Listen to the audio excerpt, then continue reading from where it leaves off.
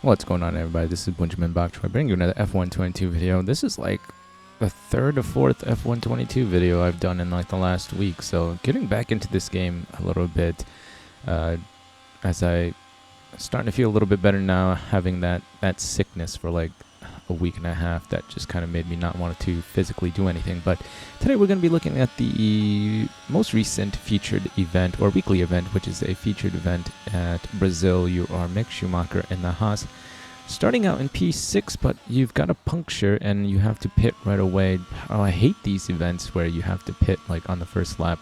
I think there was one at Zandvoort where you were, I think, Verstappen with a puncture right at the beginning of the event, and if you don't hit your pit stop correctly, you have to deal with that driving with a puncture, and then that long intro to the event. So I generally don't like these, but when you hit it, when you get it right and you do it well, it's really nice. So key here, obviously, you want to get out in front of Alex Albon and who is that, Stroll, when you come out of the pits, as if you do fall behind them coming out of the pits, you're going to lose a whole bunch of time on this first lap. There's Gasly, Magnussen, and who else? I think Zhou Guan Yu in front. That will just be extending the gap if you get stuck behind Albon in the Williams. You'll be stuck behind him until the start-finish straight, and that's a good chunk of time that you're going to lose. So you want to make sure that you get out in front of them when you exit the pits there, and if you don't, then just reset it and keep doing it until you do, because you're not going to get an optimal run if you fall behind them.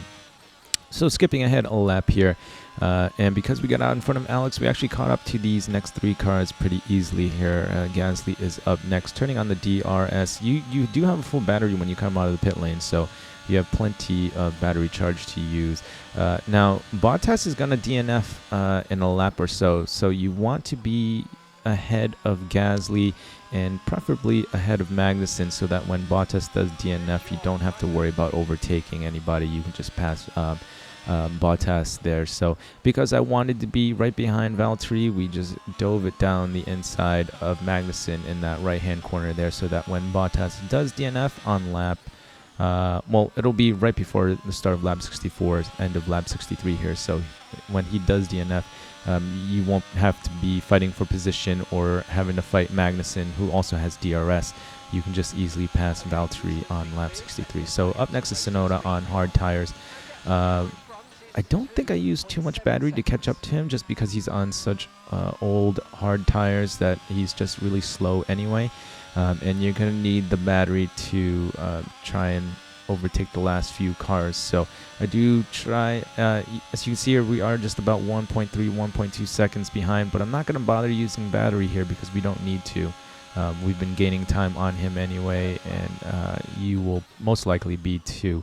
This is at 105 difficulty, but it didn't seem that difficult. So I think I could probably raise it up a couple points, maybe even try it at 110. There's a whole bunch of people that beat it at 110.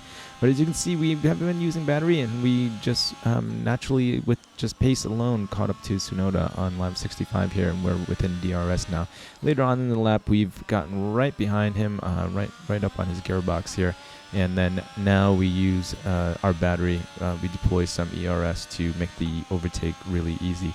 I did try overtaking without battery, just using DRS, but for some reason Yuki always just goes in deep on the brakes and hits my car, and then either sends me out spinning or makes us lose a whole bunch of time. So I just decided to conserve as much battery as possible and then just use it all to get out and clear out in front of him, so that we don't give him an opportunity to try and brake late. So up next is Zhou.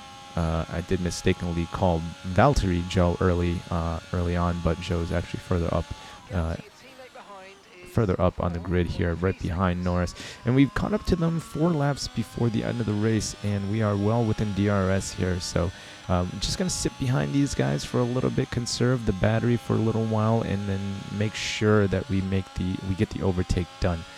So now we are close enough to Joe here. We have about 33% battery as we come up to the start-finish straight here. Just going to start deploying as soon as we get out of that final corner to try and make this a little bit easier. Now, this is what happens when you don't get clear in front of them Joe's going to brake late here. He actually goes into the back of Norris and then comes out wide, almost taking us out. But we managed to get around the outside there and tuck in behind Norris without him driving out in front of us and extending the gap so that we don't get DRS. But we're still 7/10 behind him, and luckily for us, we still have about 2.5 laps left to go. Plenty of time here. Probably would have been more efficient to try and get out in front of Norris earlier so you're not stuck behind him. He is kind of slow, and you want to finish your races as quickly as possible, as your total time greatly factors into your score at the end of the event. So but we did manage to get out in front of him right at the start of lap 70, so we have 2 laps of clean track and clean air in front of us to allow us to make up for some time lost. So this was a really fun featured event. I did enjoy it, even though I don't like the tire puncture at the beginning, as if you screw up your pit entry, you're gonna have to reset and sit through that entire, I don't know how long it is, like 20-25 seconds of the introduction to the event. So if you don't get that pit stop right, just be ready to endure some of that pain. But I tried this right after the esports qualifying event, and I have to ask Cody's, why the fuck did you not use this as the esports qualifying event? Make this a little bit more difficult. Make this the esports qualifying event. I don't know what that 2-sprint bullshit at Abu Dhabi was.